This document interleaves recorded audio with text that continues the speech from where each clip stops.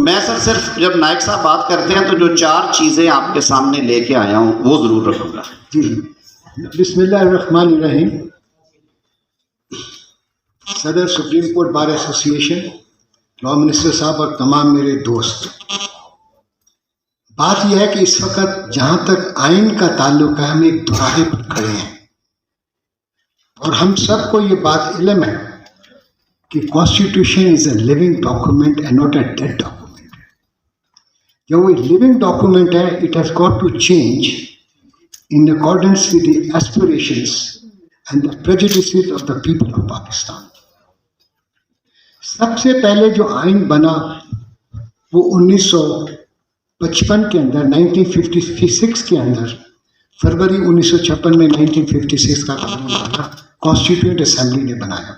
اس کے بعد 62 کا قانون آیا.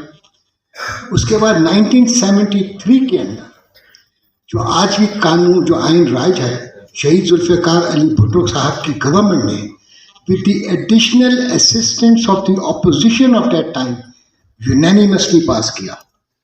unanimously اس یہ ہوا کہ اپوزیشن کے بھی نمائندگی ہوئی اور گورنمنٹ کی بھی نمائندگی ہوئی. اب بات آ جاتی ہے power of the parliament to amend the constitution.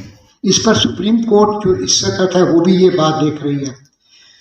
کیا power of the parliament to amend the constitution کچھ ایسی ہے کہ جس سے کہ جو آبجیکٹو ریزولوشن ہے، جو کہ objective resolution which is the part of the constitution, وہ یہ کہتا ہے independence of the judiciary shall be secured.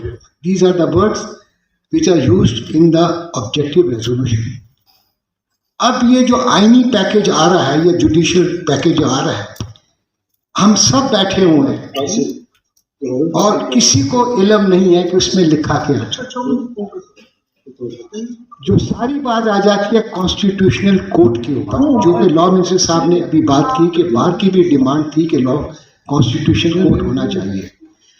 جتنی بھی ویسٹرن ڈیموکریسیز ہیں جو کہ سول لا کے لیگل سسٹم کے اوپر چلتی ہیں، ان تمام کے اندر کانسٹیٹیوشن کوڈ ہے.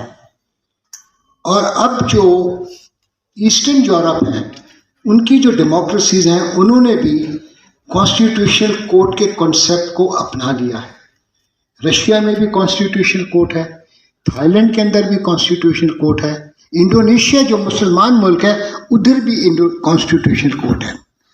اب بات یہ ہے constitutional code today is the need of the day, کیونکہ supreme court is a civil and criminal appellate court also.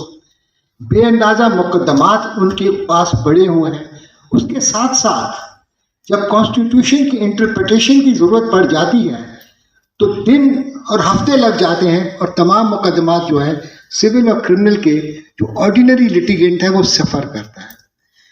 اگر ہم کانسٹیٹیوشنل کورٹ بناتے ہیں، the question which arises to the mind and which is the basic question whether it will be destroying the independence of judiciary, and if it is not destroying the independence of judiciary, constitutional court is the answer to the problems which Pakistan is facing today, not only as far as the backlogs are concerned, even as to the interpretation of the constitution is concerned.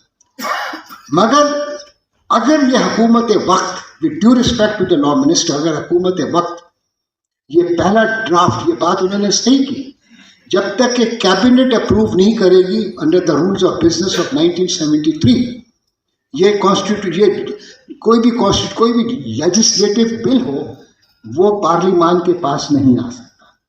پارلیمان is a supreme body as far as the legislation is concerned. مگر ان ساری چیزوں کو مد نظر رکھتے یہ اتنا بڑا، دیکھیں 18ویں ترمیم بھی آئی، اس کے اندر وقت لگا تھا، لوگوں سے صلاح و مشورہ لیا گیا تھا، مگر اس کے اندر کیونکہ اپوائنٹمنٹ آف ججز کے اوپر کیونکہ جوڈیشری کے لوگ زیادہ نہیں تھے، وہ چیلنج ہوا. اور 19ویں ترمیم واز کیا انگلش کا بولتے ہیں کہ between the judiciary and the government, وہ 19ویں ترمیم آئی. اور اس کے بعد اپوائنٹمنٹ آف ججز کی کیا کہتے ہیں، ججز کی تعداد اس کے اندر زیادہ ہو گئی. اب بات ساری یہ ہے ہم کانسٹیٹیوشنل کورٹ ہونا چاہیے. یہ جو ساری تنقید آئی ہے اس کی کیا کمپوزیشن ہے؟ Who are the people who will be responsible for the appointment of the judges of the Supreme Court? Is there any change in it? Who will be the persons who will be responsible for the appointment of the judges of the High Court and Federal Shariat Court and the Constitutional Court? یہ کسی کو خبر نہیں ہے.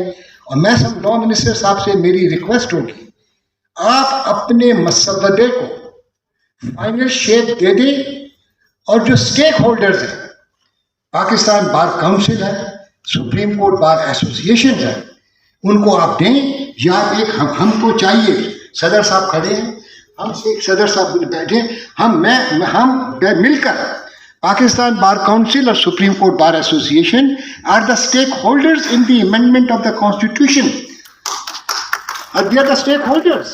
اس لیے ہمیں چاہیے کہ ایک اچھا پروپوزل, ایک اچھی سوچ ضائع نہ ہو جائے in the shape of the information of constitution court, جو کہ 2006 کے اندر جو charter of democracy Mian Nawaz Sharif صاحب نے اور شہید بے نظیر بھٹو صاحبہ نے سائن کیا تھا, اس کے اندر یہ بات لکھی گئی تھی کہ کانسٹیٹیوشن کورٹ ہونا چاہیے. مجھے سمجھ میں نہیں آتی 18ویں ترمیم کے اندر یہ کیوں نہیں آئی. ابھی بھی میں سمجھتا ہوں یہ وکلا کی اور عوام کی بہتری کے لیے ہوگا کہ ہم کانسٹیٹیوشن کورٹ بنائیں, مگر اس کی کمپوزیشن اور اپوائنٹمنٹ کیا ہوگی اس کے لیے میں ریکویسٹ کروں گا کیا کہتے ہیں لا منسٹر صاحب سے, اور اپنے اسپیشلی نا سپریم کورٹ بار کے پریزیڈنٹ کے لیے. لا منسٹر صاحب تو حکومت کا حصہ ہے اس وقت, ہمارے دوست ہیں, ہمارے بھائی ہیں, پاکستان بار کونسل کے ممبر بھی ہیں, مگر ان کا اپنا ایک رول ہے اس وقت. تو میں یہ چاہوں گا کہ ہم ایک کمیٹی بنائیں, یہ ہمیں اپنے وہ پرپوزل جو ڈرافٹ ہمیں دیں in the best interest of the nation, in the best interest of the people of Pakistan, in the best interest of the judiciary, in the best interest of the independence of judiciary, we should formulate a constitutional court according to the wishes of the stakeholders, so that judiciaries کا ان کو حصہ ہے, تاکہ فضول کے اندر Chinese نہ ہو, کیونکہ اچھی چیز کو ضائع کرنا اچھی بات نہیں ہے. تو میری گزارش ہوگی آخری بیفور کہ زیادہ ٹائم نہیں لوں گا, اپنا لا منسٹر صاحب سے, اپنے سپریم کورٹ بار کے پریزیڈنٹ صاحب سے, کہ آپ ایک اسمال کمیٹی بنا دیں جو کہ interested who in the drafting of the amendment of the constitution, اور باقی لوگوں سے جتنے بھی بار ایسوسیشنز ہیں اور بار کاؤنسلز ہیں ملک کی, ان سے آپ تجویز دیتے ہیں, جیسے کھٹک صاحب تجویز دے رہے تھے, آپ ان سے رائٹنگ میں یہ منگوا لیں اور یہ بیٹھ کے ایک ایسا مسودہ تیار کریں جو قوم کے لیے, جمہوریت کے لیے اور ملک کی بقا کے لیے اچھا ہو. بہت بہت شکریہ.